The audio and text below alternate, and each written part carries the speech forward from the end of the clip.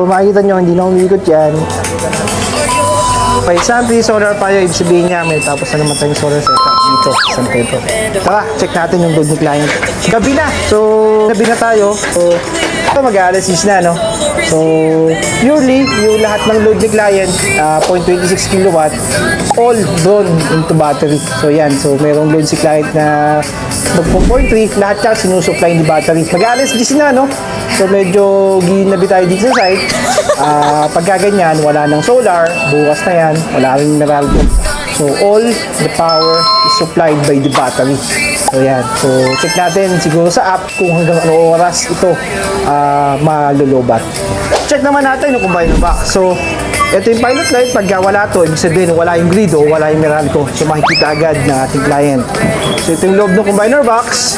Ito yung ating disconnect. Naglagay tayo ng disconnect. And then, ito yung PB SPD, dalawang strings yan. Ito yung AC SPD, naka-MTS, tsaka naka-backup. Ito naman yung ating battery breaker, YRO, para sa ating battery Dongjing. 51 volts, 300 Ah. So, yan, no?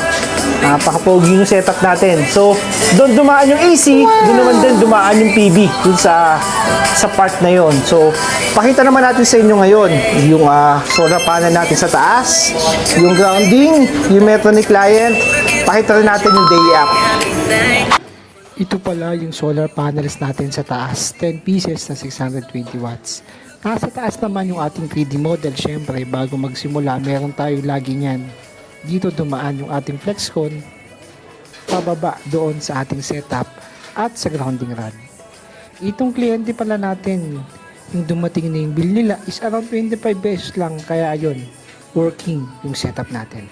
Ayan, ganyan yung latag natin dyan sa taas.